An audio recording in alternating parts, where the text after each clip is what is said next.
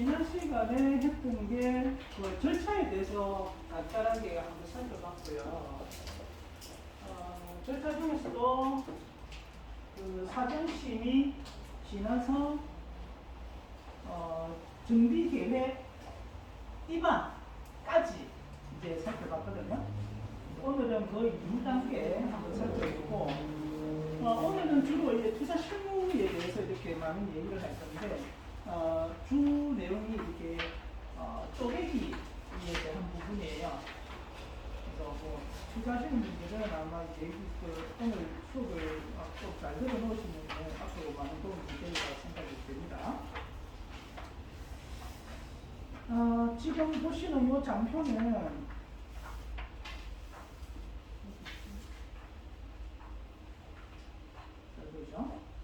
요거는 사전심의 이제 동의 그러니까 그림 그리고 동의서 다 받고 이제 구청에 통과하고 시청에 통과하고 난 다음에 정비 계획을 수립해서 이제 구청장한테 그 재개발 구역으로 지정을 해달라고 정비 계획을 입안을 넣는 절차입니다. 중요한 내용은 아니고 그냥 간략하게 내용만 한번 참고하시면 되고요. 주민공람이라는 절차도 있고 지방의회 청취도 하고 그리고 관련 부서 수많은 관련 부서 협의도 진행을 하고 도시계획위원회 심의도 진행을 하고요. 모든 게 다 통과가 되고 나면 이제 비로소 정비구역 지정을 받게 되는데 여기서 중요한 것이 입안 신청을 해서 정비구역 지정 고시까지의 법정 기일이 있냐 이 말이에요. 우리가 앞전 시간에 법정 기일이 있다고 했죠. 그래서 전문 투자자들은 그 결과가 나오기 전에 투자를 한다고 제가 말씀드렸습니다. 그게 관리처분은 신청일로부터 30일이고 그 외에 뭐 사업 시행인가나 조합 설립은 60일 안에 바로 결정을 통보 주도록 도대에 명시가 되어 있습니다. 그러나 이 정비 계획을 입안해서 구역을 지정해달라고 했을 때 구청에서 그거를 입안을 접수받아서 정비구역으로 지정해주는 데까지의 법정 기한이 없다. 그래서 이 말은 지금처럼 정비구역이 막 난립하고 있을 때 다 그냥 집어넣는다고 해서 정비구역으로 지정이 된다 안 된다? 안 된다. 안 된다. 우리가 지금 워낙에 지금 정비구역이 그림그란 구역이 많잖아요. 그죠? 그러면 투자를 할 때에도 매도 먼저 맞는 게 이득이라고. 저 수많은 재개발 예정구역들 중에서 사실 우리가 부산이 좀 전에 아까 말씀드렸다시피 공급이 부족한 게 아니란 말이에요. 그러면 사전심의를 넣으면 가장 먼저 넣는 사전심의 구역들이 빨리 통과가 되고 빨리 구역 지정이 되고 그 뒤에 넣는 것들은 가면 갈수록 자꾸 딜레이가 돼요. 지금 그렇게 되고 있죠. 시장이 이래서 그럴 수도 있지만 시장 보고 시장이 나쁘다 해가지고 정비계획을 구역 지정을 도시하지 않는 건 아니니까 지금 워낙에 많은 이제 그림 구역들이 이렇다 보니까 먼저 하는 곳부터 그리고 수급 계획이 좀 안 맞는 곳부터 그리고 정비가 필요한 이제 자치구부터 이렇게 먼저 진행하는 게 투자를 할 때도 그걸 잘 살펴가지고 먼저 투자를 하시는 게 옳습니다. 가면 갈수록 정비구역 지정 받기가 사실상 어렵습니다. 참고하시면 좋겠습니다. 법정 기일이 없다. 그거만 좀 유념해서 보시면 되겠어요. 지난 시간에 그거 말씀드렸죠. 일물제. 일물제도 예정구역에서 정비 계획 입안 예정구역에서 정비구역 그리고 정비계획 수립하는 그 기간이 3년이 있다고 그랬습니다. 그죠? 그래서 지금 이제 기존의 예정구역도 말고 이제 새로 그림 그리는 구역들은 예정구역이라는 절차가 이제 없죠. 그것도 마찬가지로 이제 세월한 요구를 할 수 있는 거고 지자체에서. 그래서 지금은 워낙에 구역들이 많고 신청을 넣는 구역들이 많기 때문에 모든 구역들이 다 이제 구역 지정되기는 어렵다. 보고 감안하셔가지고 어떤 구역에 수급이 좀 부족하고 어떤 구역이 먼저 입안 신청을 넣는지를 잘 살펴보시고 네, 투자를 하시는 게 맞을 것 같아요.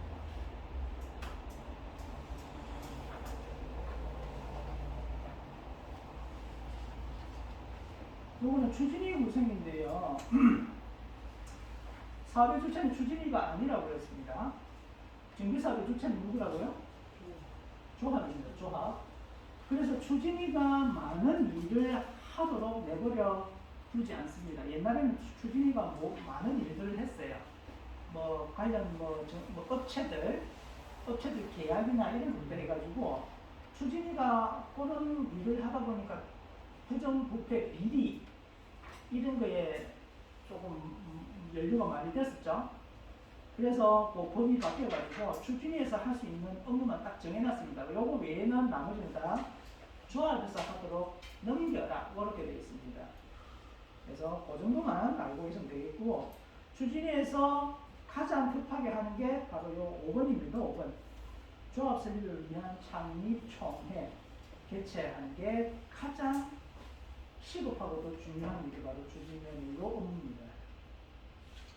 그래서 1, 2, 3, 4, 5번 외에는 추진위에서 할 수 있는 일이 없다. 법적으로 했어도 안 된다. 그렇게 보시면 되겠습니다. 요 구성 절차인데요. 중요하지 않습니다. 추진위에도 승인을 받아야 된다. 그 정도만 알고 계시면 될 것 같아요. 추진도 구청에 넣어서 승인을 받아야 됩니다. 이렇게 알겠습니다. 또 조합의 구성인데요. 우리가 지난 시간에 그 절차 한번 쭉 살펴봤는데요. 그 많은 절차 중에서 유독 많은 시간이 소요되는 절차 단계가 있습니다. 이게 어디일까요? 조합 설립 또요? 네? 조합 설립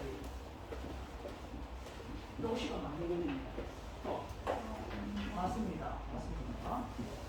사업 또 시간 많이 걸립니다. 또 많이 걸리는 단에 있어요. 네? 아니 요거 왜 시간이 많이 걸릴까요? 이유가 있겠죠. 요거 때문에.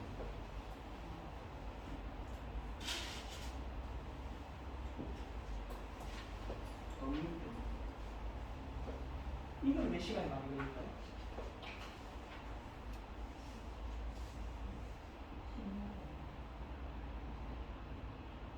효과됩니다. 요거는 준비 사항이 많아요. 심의도 많고, 됐죠? 이주는 아닌데, 머리에 빨간 게 드는 사람 많은데, 가스 좀 내고 이렇게 나오시는 분들도 있나요? 실제 대여산에도 그런 경우 있었죠. 지금도 대여산 물 가면은 철거 안 하고 있는 집들 몇이 있습니다. 나머지 구역들은 그냥 행정적인 행위예요. 네. 그래서 전혀 시간이 걸릴 게 없습니다. 재개발에서 시간이 많이 걸리는 건 요 세 개밖에 없어요. 요 세 개밖에. 요 앞에 그림 그려가지고 동의서 받는 건 재개발 단계가 아니에요, 사실은. 사실은 구역 지정부터가 재개발 단계이기 때문에 그 앞에는 별개하고 그 앞에도 시간이 많이 걸리는 단계는 사실은 이제 동의서 받는 그 단계죠. 네, 그 단계고 지금은 그것보다도 아까 좀 전에 말씀드렸다시피 일몰자도 없고 정비구역 지정받는데 법정기한이 없는 문제 때문에 부산이 공급도 부족하지도 않고 해서 그 대기 시간이 굉장히 더 많이 걸립니다. 참고하시면 되고 요거는 동의율인데요. 요게 재건축하고 재개발이 다릅니다. 요거를 외울 필요는 없어요. 외울 필요는 없고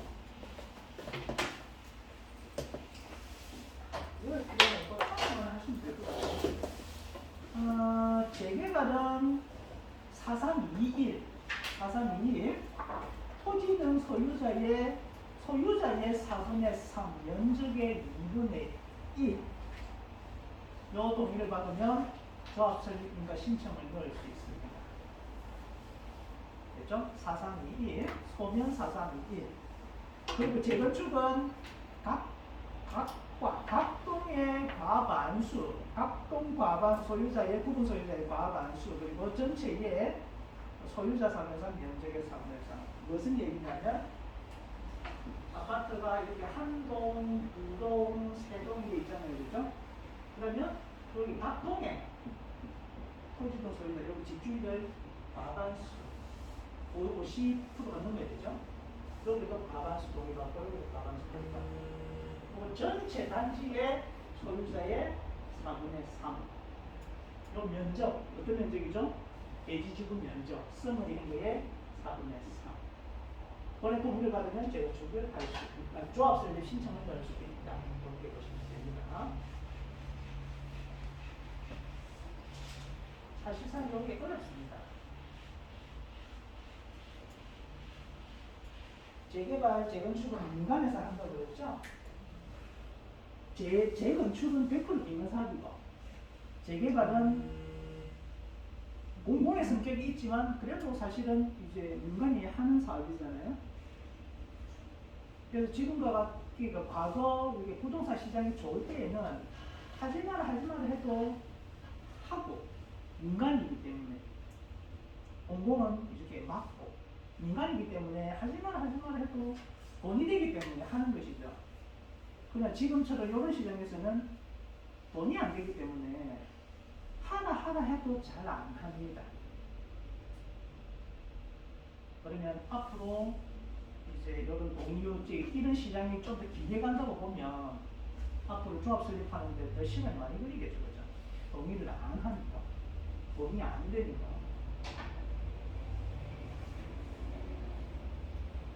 참 아이러니하지 않습니까?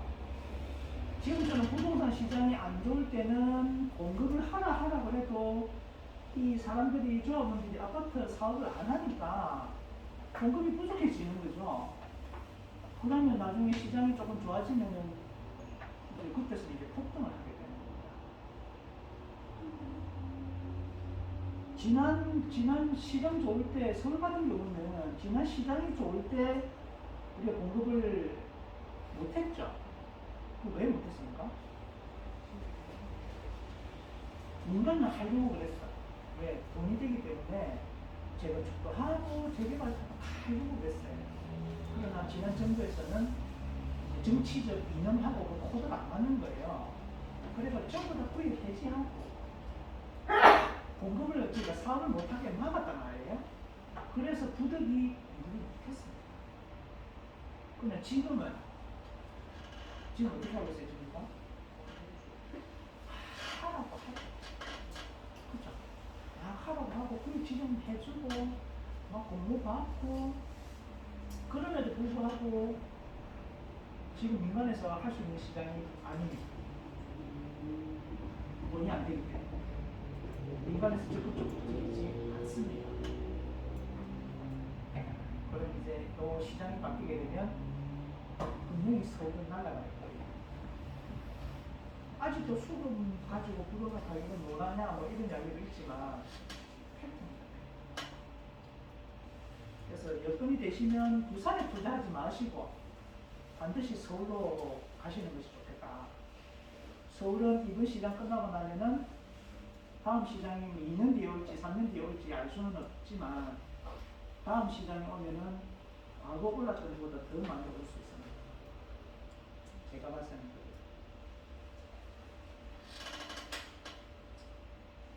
시공사 선정 절차입니다. 추진위가 제일 먼저 하는 게 조합 선정하는 거라고 말씀드렸죠. 창립총회 하는 거, 조합 설립하는 거. 그럼 조합이 제일 먼저 하는 게 이제 진짜 사업을 해야 되기 때문에 전문가를 데리고 와야 된다고 했습니다. 그 전문가가 시공사죠. 그 시공사 선정 절차입니다. 중요한 것만 말씀을 드릴게요. 경쟁 입찰이 원칙입니다. 경쟁 입찰. 어떤 건지 아시죠? 두 개 회사가 두 개 이상의 회사가 반드시 들어가가지고 높게 써준 쪽을 이렇게 선정하도록 오늘 조합이 마음이지만 어쨌든 경쟁 입찰을 해야 됩니다. 그러나 요즘 잘 안 하죠. 수익계약 그러죠. 이제 업체들이 이제 갈라먹게 하는 거예요. 갈라먹게 하는 거고. 또 수익계약을 경쟁 입찰을 두 번 유찰하게 되면 이제 수익계약을 할 수 있습니다. 그래서 1차 단독으로 들어오고 2차 단독으로 들어오면 3차는 수익계약해서 고업체를 하는 거예요. 대표적인 업체 구역들이 많죠. 문현일도 그래요. 문현일도 자기가 그런 케이스를 밟았고 지금 촉재 3구역도 대림 단독으로 지금 들어오고 있죠. 그 좋은 구역을 대림 단독으로 들어온단 말이에요. 사실상 그거는 이치상으로 불가능한 것인데 지금 그래 보고 있단 말이에요. 다음에 어떻게 될지 모르겠지만 다음에도 대림 단독으로 들어오면 아마 어쩔 수 없이 대림하고 수익을 할지도 몰라요. 우동산 구역 시공사 유찰 몇 번 된지 아십니까? 5번 됐습니다. 5번. 네 번인가 5번인가 유찰이 됐는데 생각을 해보세요. 두 번만 유찰하면 수익 계획할 수 있는데 수익 계획을 안 하고 왜 5번이나 유찰 계속 받았을까요? 왜일까요? 네? 그렇습니다. 네. 자꾸 혼자 들어오는 그 시공사가 마음에 안 드는 거예요. 그래가지고 결국 뭐로 했습니까? H 5번. 그건 성공한 거죠.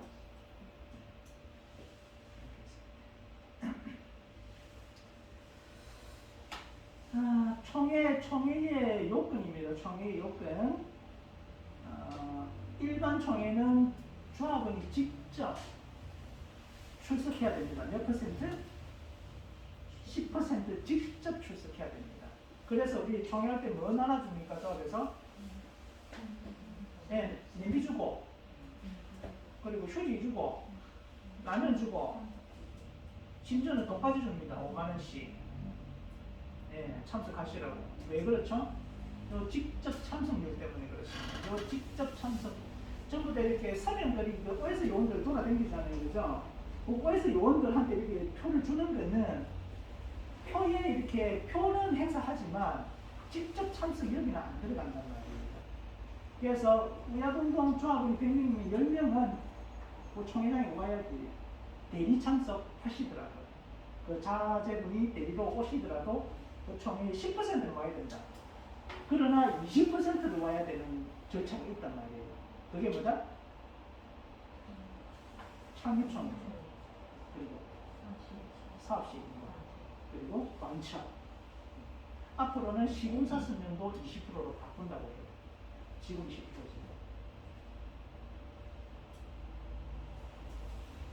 참고하시면 되겠습니다. 조합원 회의총회. 회의총회는 그냥 조합원의 10분의 1 이상 요구로 소집할 수 있습니다. 예, 그거 참고하시면 되겠어요. 요즘 하도 회의이 많기 때문에 질문도 많이 주시고 해가지고 제가 준비를 하면 전자투표 가능합니다. 왜 전자투표 가능하도록 되어 있죠? 요거 그거 나온 지 얼마 안 돼요. 작년 11월 11일 날 나왔습니다. 11일부터 시행한다고. 코로나 때문에 그렇습니다. 코로나 때문에 총회를 못하는 사태가 벌어져가지고 전자투표 하도록 되어 있고요. 재난이 발생한 경우 또는 감염병 예방을 위해서 집합을 제한하거나 금지하는 조치가 내려진 경우에 시장, 군수 등이 조합원에 직접 출석이 어렵다고 인정하는 경우에 할 수 있다. 그렇게 되어 있습니다. 아무 때나 할 수 있는 건 아니다. 시장, 군수가 구청장이 인정하는 경우에만 전자투표를 할 수 있다. 그렇게 보시면 되겠습니다. 조금 전에 말씀드린 그거예요. 요거는 그거하고 좀 다르다. 요거는 우리 조합 임원 회의 많이 하잖아요, 그죠? 조합장 비리 문제도 있고, 계정오도 그렇고 지금 범죄사도 그러려고 준비하고 있고요. 그거 해임할 때 지금까지는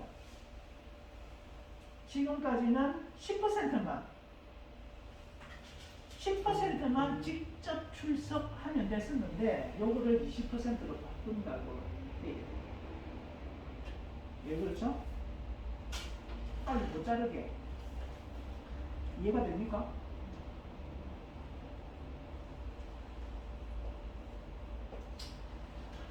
원래 조합의 집행부는 비리랑 이렇게 연결이 되기가 굉장히 쉽죠. 거의 뭐 몇천억 단위가 오가기 때문에 거기에 약간만 이렇게 숫자를 바꾸어도 사실상 몇백억 단위가 이렇게 변동이 되기 때문에 그 중에 뭐 몇 프로만 먹어도 사실은 뭐 몇십억 이렇게 땡기는 일도 아니란 말이에요. 집행부가. 그래서 그런 비리가 지금까지 굉장히 많았어요. 지금도 그런 비리가 벌어지고 있고. 그래서 어쨌든 일반 총회 기준으로 해서 10%만 직접 참석을 하면은 조합 해임하는 절차에 있어가지고 별 어려움 없이 변경하도록 해놨는데 지금은 시장이 공급이 부족한 시장이죠. 서울역입니다. 서울역이. 공급이 부족한 시장이기 때문에 그런 것 때문에 시간 잡아먹지 마라. 그래서 이거를 바꾸려고 하고 있는데 아직까지 바뀌지는 않은 걸로 알고 있습니다.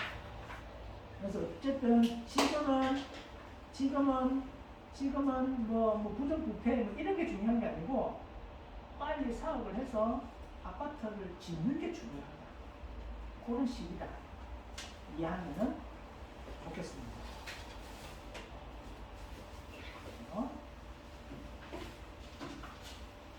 요거는 사업 시행 인가 절차입니다. 사업 시행 인가 절차. 딴 거 중요한 거 없고요. 몇 퍼센트 직접 참석이라고요? 20% 직접 참석. 대리인 포함해서 며칠이라고요? 60일. 신청을 넣었다 하면은 2달 뒤에 가부 결정이 나온다고 했습니다. 첫 번에 통과되기가 쉽다 어렵다? 어렵다. 한 2번 깎고 먹고 3번 넣었더라 그러면 그때는 리스크고 해야 할 필요성이 있다. 결과 기다리고 넣으면 이미 올라간다 시세가. 물건도 없다 그때는. 나와있던 물건도 시세가 바뀝니다. 그래 보면 되겠습니다. 가격이 바뀝니다. 그렇죠.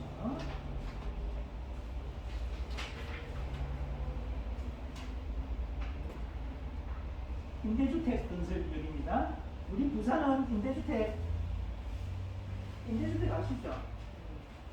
재개발 구역을 하면은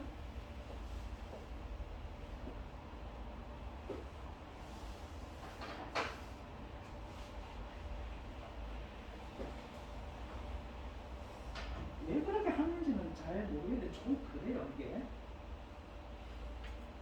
재개발 구역이 뭐 이게 있잖아요, 그죠? 임대주택 어디다 지어요? 완전히 고마워. 조합원들이 여기 다 있고 좀 길고 왜 이래 하는지 모르겠어. 왜 이래요?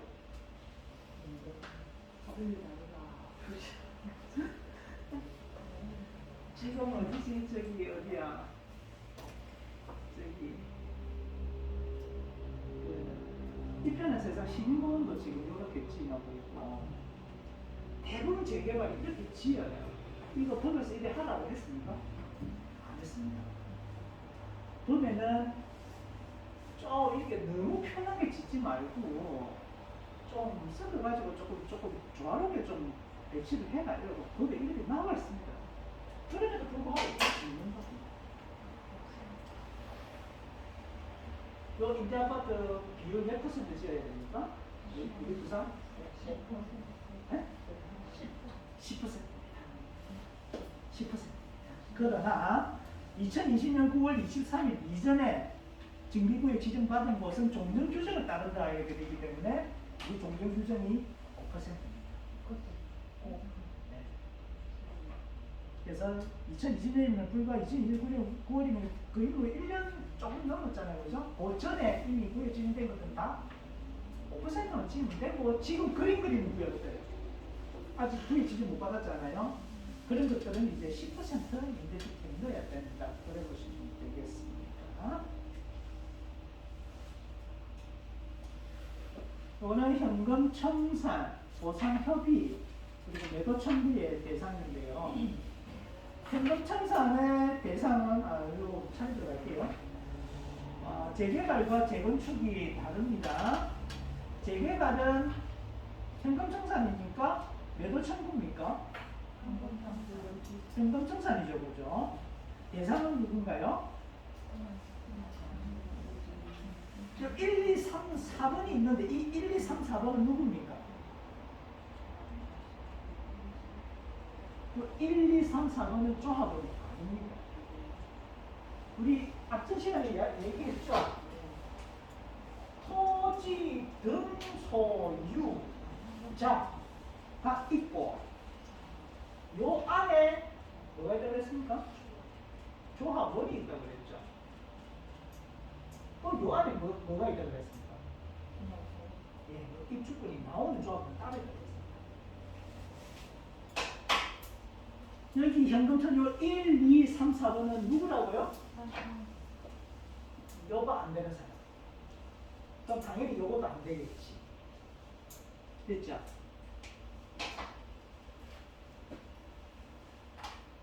재개발에는 분양 신청을 하지 않은 자. 굉장히 중요합니다. 이 굉장히 중요합니다. 저희가 물건 작업을 하기 위해서 아파트는 물건 작업을 어떻게 해요? 이게 다들 투자자시니까 우리 중개사는 아파트 물건 작업하려고 그러면 내부에 올리면 돼요. 재개발은 그 구역 안에 있는 사람은 다 할아버지 할머니들이니까 뭐 네이버도 모르시고 막 인터넷 검색 이런 것도 모르신단 말이지. 그럼 어떻게 해야 돼요? 그냥 집집마다 붙여야 돼. 이 구역마다 제가 가요. 물건 따로 가면 이제 335 할머니 할아버지들 앉아 계신단 말이지. 어디서 왔어? 이런 거 보면 부동산에 왔습니다. 이런 거 하면 물어봐요. 이렇게 저렇게 하면 가끔씩 분양 신청 안 하신 분들이 있다. 몰라가지고 며느리가 하지 마라 하더라.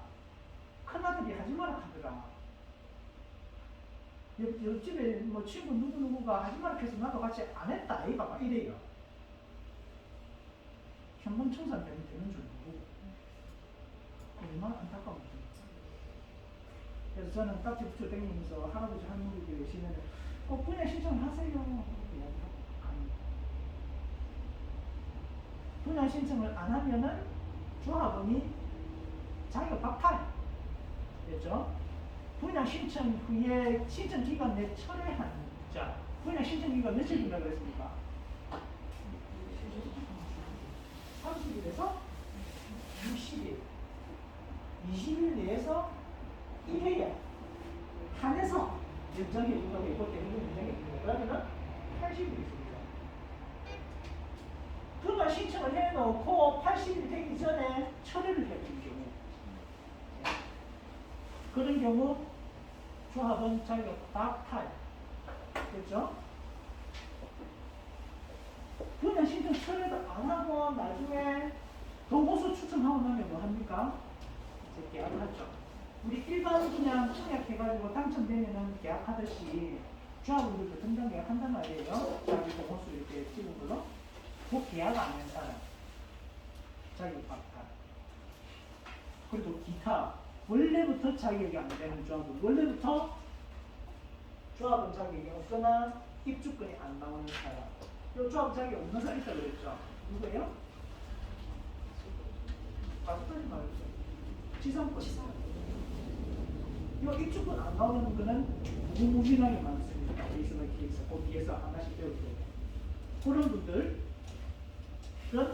뭐 대상이라고요? 현금 청산 대상. 현금 청산의 절차.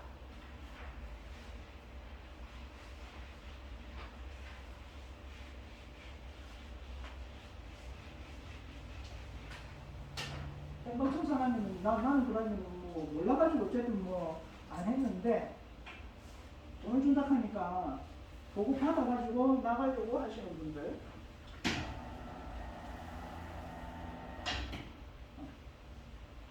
또 계시는 말이에요. 그러면 그분들 돈 언제 받느냐 이 말이에요. 많죠. 관리처분 계획인가 고시끼리 고시가 되고 난 다음 날로부터 해가지고 며칠? 90일. 90일 안에 뭐 하죠? 요거 현금 청산 대상자랑 협의합니다. 협의. 얼마 줬고 감정가 얼마 나왔는데 요거 받고 나갈래 막 요런 식의 협의를 합니다. 협의. 그리고 협의하고 정확하게 말씀드려야 되니까 협의하고 60일 이내에 협의하고 60일 이내에 뭐 하나라고 되어 있습니까? 현금 청산 아니지 수용 제기를 하라고 되어 있죠? 수용 제기를 하라고 되어 있습니다. 그리고 아니면은 매도 청구하라고 되어 있습니다. 매도 청구해가지고 제 건축에만 있는 거 아니죠, 그죠? 매도 청구하라고 되어 있습니다. 조합이 현금 청산자한테 매도를 청구할 수도 있고 반대로 조합원이 조합한테 매수 청구를 할 수도 있습니다. 법을 통해서. 그러나 제 개발은 다 뭐 하죠? 요거 하면 돼요. 수용되게 하면은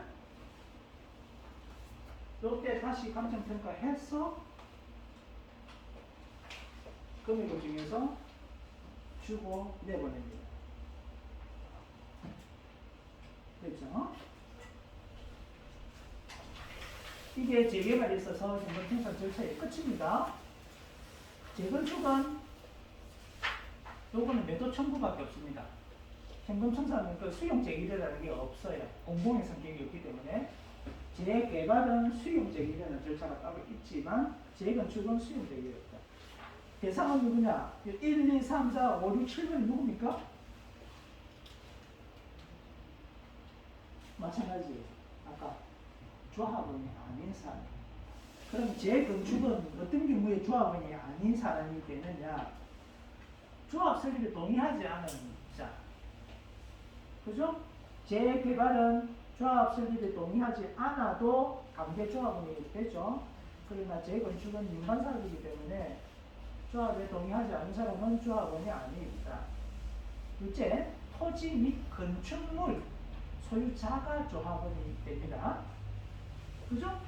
토지만 소유했거나 건축물만 소유했거나 그러니까 아까 서두에 이야기했다시피 경매시장 가가지고 잘 모르고 그런 거 사면 현금 청산된다 이 말입니다. 아니죠. 매도 청구당한다 그렇게 보면 됩니다. 그리고 분양 신청을 하지 않은 자 그리고 신청 후 기간에 처리한 자 정당 계획하지 않은 자 기타 5, 4, 5, 6, 7은 재개발과 똑같습니다. 1, 2, 3만 재건축의 특징이다. 이렇게 보시면 되겠습니다. 매도 청구. 매도 청구에 대한 절차입니다. 사업 시행 인가 이후에 거기는 없나요? 교재는 없나요? 네. 사업 시행 인가 이후에 30일 내에 누구한테? 아까 그분들한테 그러니까 조합 설립에 동의하지 않은 사람 이건 이제 분양 신청 단계가 아니니까요.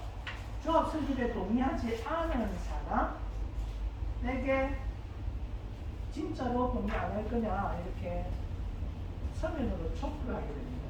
그 다음에 yes, no 나오겠죠. 나 진짜 안 할 건데 라고 no 한 사람한테 2개월 이내 2개월 이내 아니지 진짜 동의 안 할 거냐 이렇게 물어보면 그거를 이제 조합원은 그 질문이 온 날로부터 2개월 안에 yes or no를 답을 해야 되고 no라고 답을 한 사람에 대해서는 조합이 2개월 안에 뭐 해야 된다고요? 매도 청구해야 됩니다. 됐죠? 2개월 안에 매도 청구해야 됩니다. 청구 소송을 제기해야 그럼 됩니다. 4개월이 총 4개월이 걸린다는 얘기예요. 그죠? 아니죠. 자, 사업시 인가가 끝나고 나면은 예. 사업시 인가가 끝나고 나면은 30일 안에 조합이 내한테 물어봅니다. 30일 안에. 조합이 내한테 물어봅니다. 당신 진짜로 동의할 거냐 안 할 거냐. 그럼 나는 2개월 안에 할 거다 안 할 거다라고 답을 줘야 된단 말이죠. 그러면 안 할 거다라고 답을 줬어. 그럼 조합이 그 답을 들은 날로부터 2개월 안에 저한테 매도 청구 소송을 합니다. 그렇죠?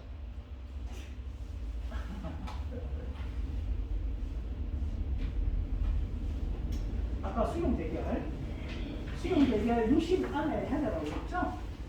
요거 60일 넘겨버렸어. 조합이 바꿔가지고. 그러면 이자 줘야 됩니다. 이자. 조합원한테 현금청산 대상자한테 이자 줘야 되니까 꼭 참고하시면 되겠어요. 중요한 거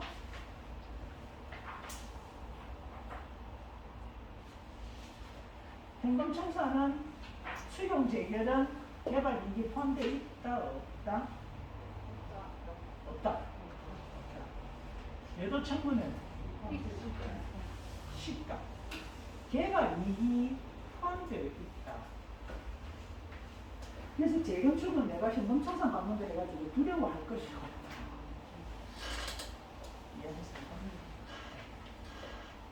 두려워할 것이 없다. 어차피 그 기간 안에 그러니까 내가 조합을 반대하는 사람들을 샀다 이 말이에요. 나는 매도 청구 대상이죠. 그러나 나중에 아파트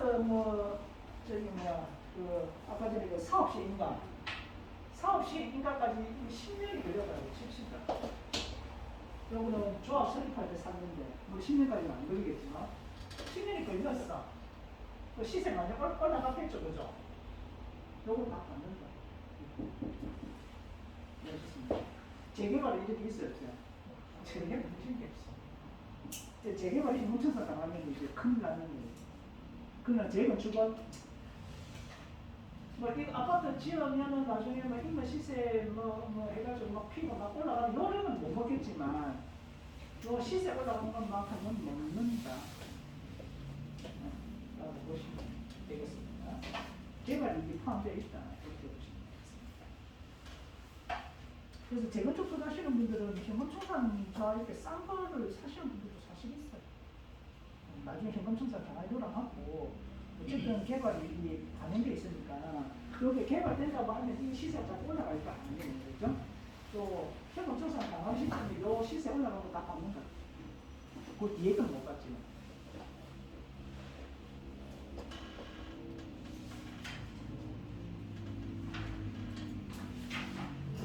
시점이 중요합니다. 시점. 그래서 매도 청구의 시점이 중요하다. 부동산이 가격이 올라가는 시장이 아니고 내려가는 시장이라고 하면 아무런 의미가 없죠. 사실 우리가 공부하는 의미가 없습니다. 그죠? 항상 우리는 부동산이 올라가는 시장을 감안하고 이렇게 우리가 준비를 하는 것이기 때문에 부동산 가격이 상승한다는 가정하에 매도 청구를 당하는 입장이다. 그러면 현재 매도 청구를 그러니까 반정하자는 거죠. 매도 청구 해주려고 그러면 가격 책정해야 되니까 그 가격 시점을 최대한 빨리 잡아야 돼. 빨리. 내가 돈을 내어줘야 되는 조합 입장이라면. 그래서 관리처분 계획 인가일 90일이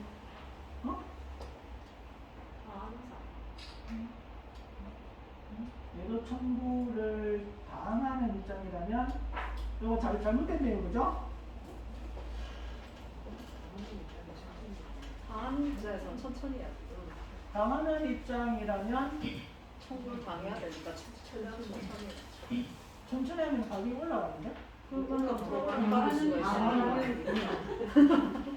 내가 매도 청구를 당한다. 그러니까 최대한 이해해야지 더 시세가 올라가는 걸 받을 수가 있어. 아, 그렇지. 그렇지. 그렇죠. 그렇죠. 이제 제가 당하는 거지. 조합이지 않습니까? 매도 청구는 행위지, 그죠? 당하는 입장이다. 조합하는 거지. 그러면 최대한 시세가 많이 올라가는 못한 말이지. 관리 처분계 인가리. 이후 90이 지난 시점으로 잡아야 된단 말이에요. 내가 매도 청구를 하는 조합이다. 그러면 돈을 작게 내줘야 되는 거 아니에요, 그죠? 최대한 빨리 잡아야 돼. 그 빠른 시점이 분양 시청 기간 마감일에 다음 날 기준입니다. 이거 제가 한 이야기가 아니고 변호사가 한 이야기입니다. 그래서 매도청구 소송은 소송을 당하면은 또는 소송을 해야 되는 입장이라면 반드시 변호사를 통해서 하는 게 좋겠다. 그러면 변호사가 이런 시점을 정할 거예요. 그러면 아무래도 뭐 많이 받는 쪽으로 하겠죠. 참고하시면 됩니다. 요거는 재건축 초과 유의 관수제. 얼마 전에 저기 하나 나왔죠, 그죠? 일반 예, 하나 나왔습니다. 요걸 이제 개선할 거라고 나왔어요. 그 내용을 한번 볼게요.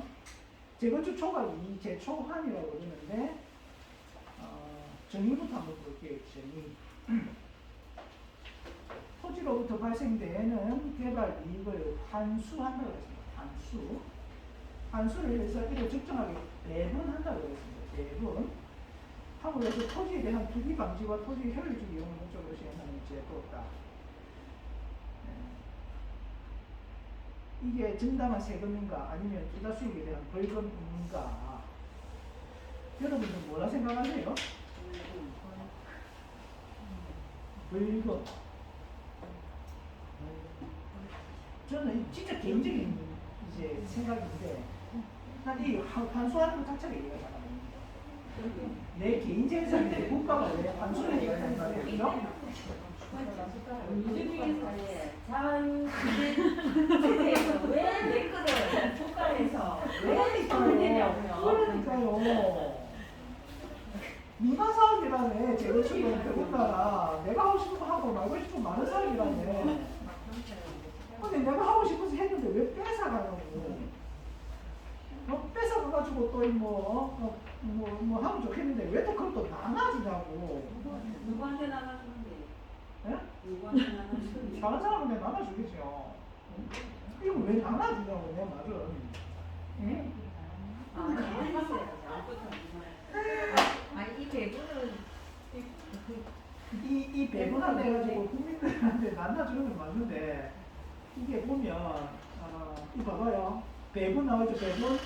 이게 뭐라 나와 있는 거 잘 보이죠? 보이죠? 이거. 국가가 50% 가져가고 해당 법률시에 30% 주고 세종하고 제주는 50% 준다네. 그리고 기초지자체에 할 때 20% 그냥 각각 귀속시켜주는 거예요. 이건 세금이지 뭐. 이거 세금 아닙니까? 이래 되면 이제 문제가 발생하는 거예요. 왜 세금을 미어도 꺼가고 개발한다고 해가지고 가져가고 이익남한테 해가지고 가져가고 왜 또 제초한다고 또 가져가냐 이 말이에요. 거기다 취득세 내고 네, 취득세 연금세 내고 연금세 내고 세금 내고 다 내는데 왜 또 그 자기네들 세금이 아니라 그래. 그러나 이거 뜯어보면 세금이에요. 제가 봐서는 그렇습니다. 그래서 이런 거 보면 재건축 사실 하기 싫겠죠. 2006년 9월에 시행했다가 17년까지 유예됐다가 2018년도 1월 1일부터 재시행되어 가지고 당시에 뭐 이게 제가 좀 전에 말씀드린 그런 문제 때문에 공산당도 아니고 이건 좀 너무한 거 아니냐 이래가지고 형사까지 갔단 말이죠. 그래가지고 판사님이 맞다 이래 나왔습니다. 합판이 다 일어났기 때문에 이제 당연하게 이제 국가는 세금이 됐든 뭐가 됐든 뭐 환수를 하든 배분을 하든 뭐 할 수 있다 그렇게 돼 있는 상태고 예상은 2018년도 1월 1일 이후에 관리처분 인가를 신청하는 재건축 조합이 대상입니다. 그러니까 지금 현재 관처가 안 난 재건축은 전국에 있는 재건축은 다 재초합 대상 있다라고 보시면 되겠습니다. 3위 피치도 당연히 재초합 대상이겠죠. 좀 나오겠습니까? 나오겠죠, 그죠? 나올 거예요. 어떻게 해야 되겠습니까? 3의 빛이 조합이다. 이제 생일 조합장이다. 또 어떻게 해야 되겠습니까? 이걸 초과를 맞아요. 초과 이렇게 차지하고 백. 오! 정답. 네. 대부분 조합들이 그래 합니다. 이게 남는 금액에 대해서 원가 다 빼고, 원래 집값 빼고, 공사할 때 들어갔던 공사비 원가 다 빼고 남는 금액에 대해서 퍼센티지를 따져서 이렇게 세금을 내는 거기 때문에 조합에서는 뭘 한다?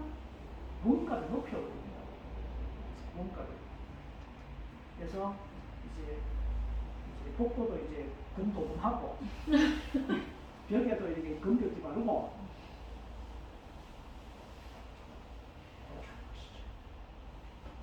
실제로 그렇게 하는 뭐 그것까지는 안 되겠지만 최대한 공급을 한다고 합니다.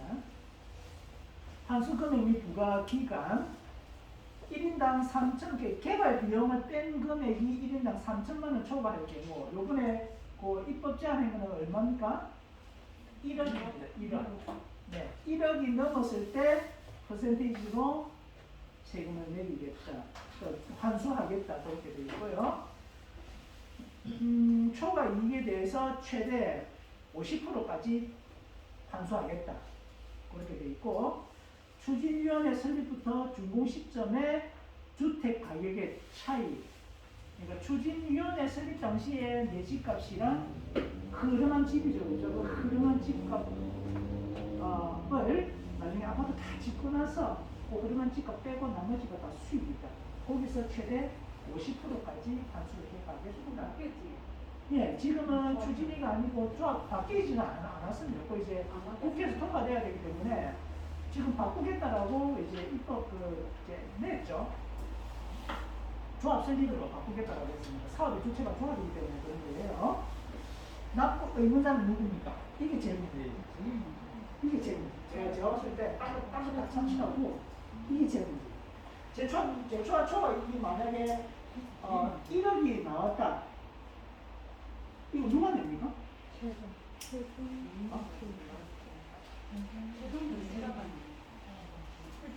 이거 조합이에요, 조합이. 그죠? 그죠?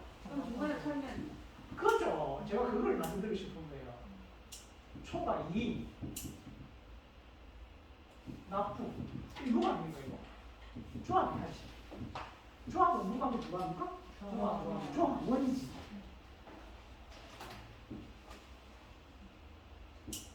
나는 팔고 나갔어. 나는 입주할 거야. 이거 누가 됩니까? 이 사람이 되지. 이 사람한테 샀지. 얼마? 피 5억 주고 샀지. 5억 주고 샀지. 5억 주고 샀는데 이 녀석 1억을 더 내가거든요. 6억 주고 산 거지. 이 사람이 나중에 입주할 집을 팔 거야. 요것보다는 비싸게 팔 거 아니에요. 집단 보르지만 하고 이걸 짓거리를 했는데 이거는 더 오르게 생겼다. 피 5억 주고 샀는데 1억째 초안되고 나면은 절대 5억을 안 판다 이 말이에요.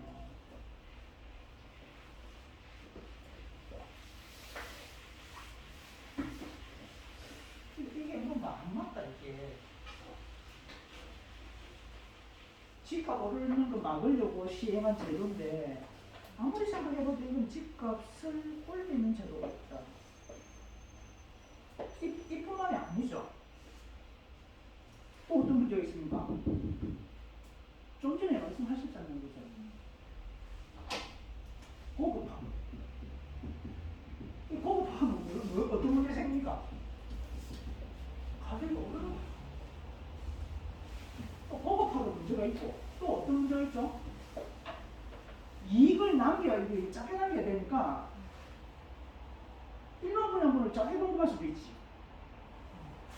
그건 무조건 그럴 수도 있는데 어쨌든 공급이 줄어. 또 세금 내는 거 좋아하는 사람 아무도 없으니까 사업을 안 해. 뒤에 나오겠지만 이게 추진이 이게 앞으로 조합으로 바뀔 건데 롯데 집값이랑 나중에 아파트 다 짓고 나서 뭐 집값이 차이가 오잖아요, 그죠? 너무 많이 나올 것 같아요. 시세가 너무 많이 올랐어. 그럼 어떻게 해요?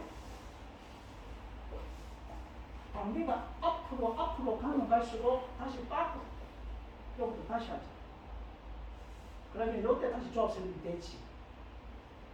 그러면 원래 10억에서 1억 뺄 거를 10억에서 뭐 7억 뺐다. 그러면 이익이 줄겠지. 되지. 참 이래 갈 수 있다고. 그럼 무슨 문제 생겨요? 또 이런 문제 생겨요. 공급이 안 된다. 그럼 어떤 문제 생긴다? 이런 문제가 생기는 거죠. 그래서 아무리 이래 보고 저래 봐도 이거는 집값을 줄이는 정책이 아니다. 탁상 공론입니다. 저는 이랬거든요. 제 조합은 그렇습니다. 그리고 조합은 1인당 평균 이익을 2천만 원 단위로 구간을 5구간으로 만들어 놨는데 요거를 7천만 원 단위로 바꾸겠다고 합니다.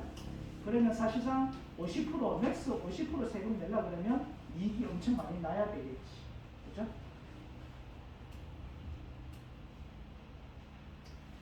재건축 초과 이환수제의 또 다른 폐단 상가조합은 문제입니다. 상가조합은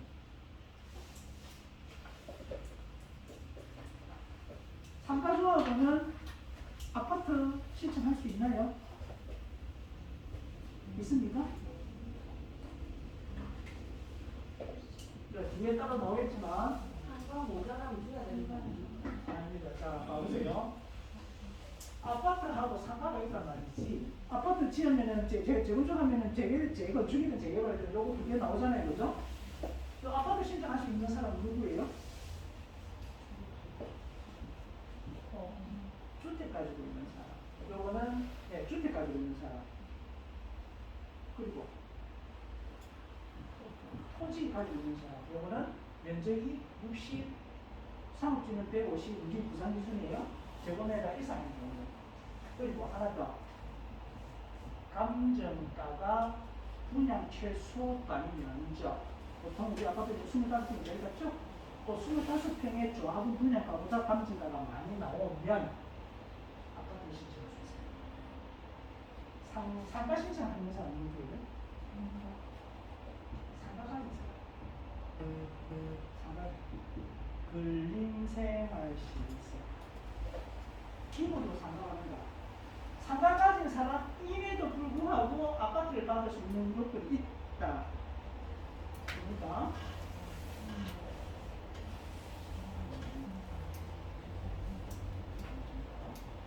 감정가가 요거 이상이다. 최소 25평의 조합원 분양가 이상으로 감정가가 나왔다 그러면 아파트 신청할 수 있습니다. 이제 요런 경우지. 그러면 아파트 5층짜리 요거 재건축 한다고 했는데 여기에 1층에 굽은 상가를 가지고 있는 상가조합이 있단 말이에요. 요거는 기본적으로 상가를 신청할 수 있는 자격이 주어집니다. 그러나 이게 감정가가 면적이 넓어나가. 그죠? 또 감정가가 25평에 저 분양보다 많이 나와서 이 사람은 요거 신청할 수 있지. 그러면 아까 이제 제초안에서 요 아파트 다 짓고 나서 요 분양 아파트 신청해 요 아파트 분양가 빼기 뭐 한다고 했어요? 추진위원회 설립 당시에 자기 집, 요 집 있어요 없어요? 집이에요 집. 요 가격이 그냥 다 초과 수익인 거예요. 원가 빼고. 원래 집이 없었으니까 엄청 나오겠지요. 그래서 상가자분들은 반대를 했다. 재건축 사업 자체를 신청해서 하는. 그래서 사업이 아닌데. 그래서 요거를 바꿨어요. 요것도 요 가격을 주택 가격을 취득했다 이렇게 받았어요. 요것도 요번에 요거 보통 다 하면 아마 같이 통과할 것 같아요.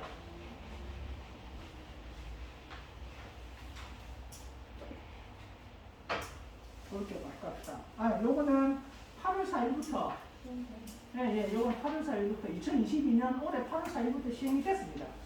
예, 8월 4일부터 시행이 됐다라고 아시면 되겠네요.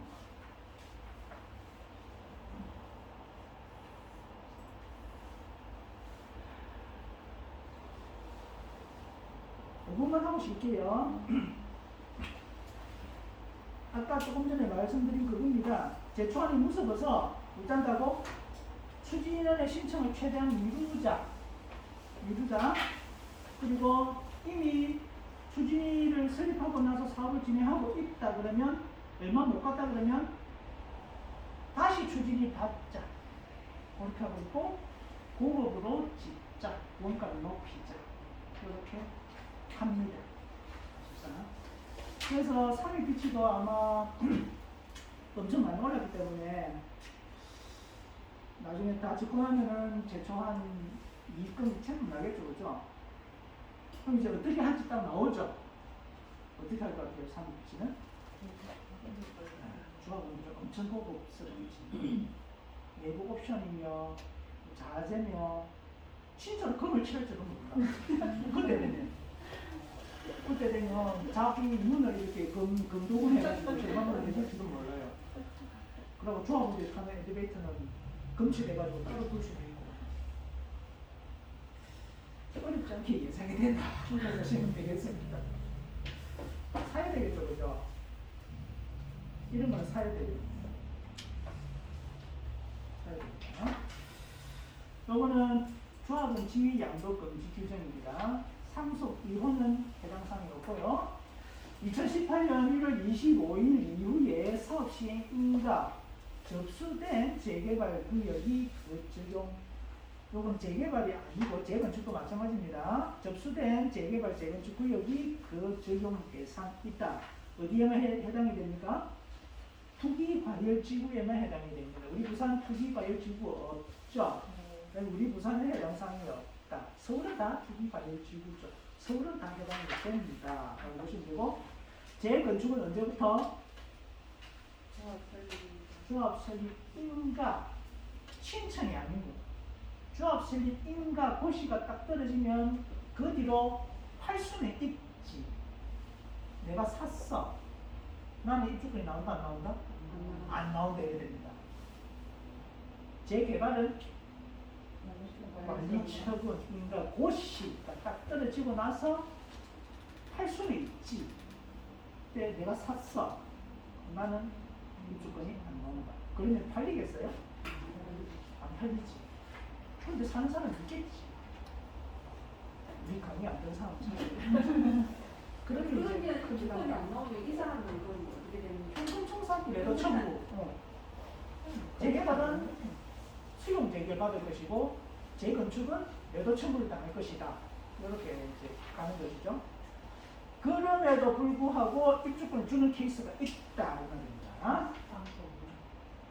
예, 예외로 그럼에도 불구하고 산 사람한테 입주권을 주는 경우가 있다.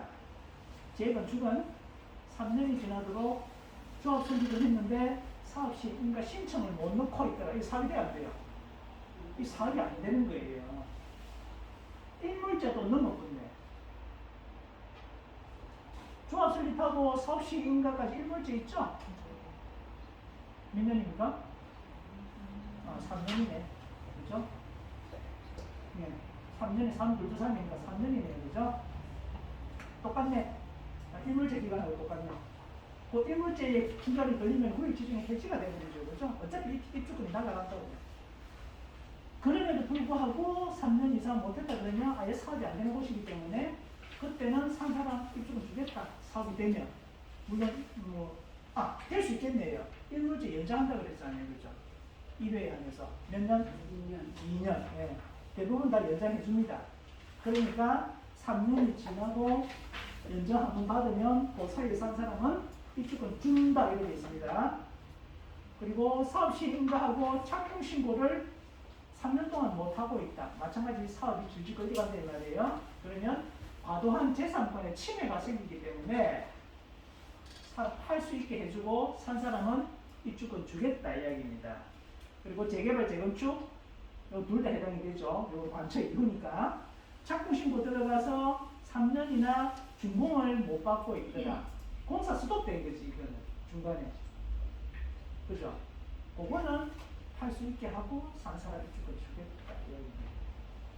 그리고 재개발 재건축에서 10년 이상 보유를 했고 5년 이상 거주를 한 1세대 1주택자라면 마찬가지 팔 수 있게 해주고 산 사람은 입주권 주겠다. 이러고 있고 기타 어쩔 수 없이 매도자가 팔아야 되는 상황 뭐 해외로 이렇게 뭐 주재원으로 파견 나간다든지 그리고 뭐 상속 받아가지고 이사를 간다든지 그리고 다른 지역으로 이사를 가다 세대 전환이 그런 경우에는 할 수 있게 해주고 사는 사람 입주권 요거는 진짜 완전 통째 시장이에요. 요거는 사업이 안 돼가지고 요거는 사업이 안 돼가지고 파는 거고 요거는 사업이 됨에도 불구하고 팔 수 있고 살 수 있고 요거 잘 이용하시는 분들 사실 있으니까 네. 비싸겠지 저렇게 살 수 있는 거죠. 이제 10분 쉬겠습니다. 근데 저희가 대학교를 쓸때 수능 자격이 안 나오면 수능 자격을 조건으로 하는데 수능 자격이 안 나오면 이 계약을 무효로 한다고 돼 있잖아요. 그런데 지금 여기 같은 경우는 나이 매도가 가능한 때 계약하니까 매수가 입주권을 못 받아서 활동을 한다잖아요. 그거를 이유로 매수자가 이거는 안 못하고 이런 경우는 혹시 그게 이유가 적용이 돼서 그렇게 탈로가 나오는 경우가 있나요? 그거 팔려가 아니라 탈로는 아니고 그거는 당연하게 그래서 무효가 되는 케이스. 그 당연하게 무효가 됩니다. 그러니까 그거는 무효인 상태에서 계약을 모르고 했다 그러면은 이제 모르고 한 사람이 이책인데 실제로 그게 아무런 이상이 없는 상태에서 샀는데 매도인의 이책으로 이제 입주권이 안 나온 상태로 보내줬다. 그거는 당사자에서 특약을 넣었고 근데 이거는 매수도 주택이 아니고 날짜에 그것은 딱 걸려있잖아요. 그거는 매도도 이책이 있기가 매도인 사실을 알고 팔았다. 사기. 몰랐다. 매도도 몰랐다. 그러면 부동산도 몰랐다. 그러면 매수가 몰란 거지. 몰랐다. 그럼 나의 책임이지. 몰랐는데 나중에 이제 그럼 나의 근데 책임. 우리가 부동산에서 계약서를 그렇게 입주권이 안 나오면 뭐라고 적었다. 그러면 매수가 요구를 하면 그거는 판사님이 결정할 건데요. 판례는 찾지를 못했는데 뭐 찾아보지도 않았어요. 그대로. 만약에 그런 경우에 갔다 그러면 무수인이 뭐 특약하고 상관없이 아마 받을 거예요. 그럴 가능성이 굉장히 다분합니다. 그거는 이제 판사님이 결정하겠죠.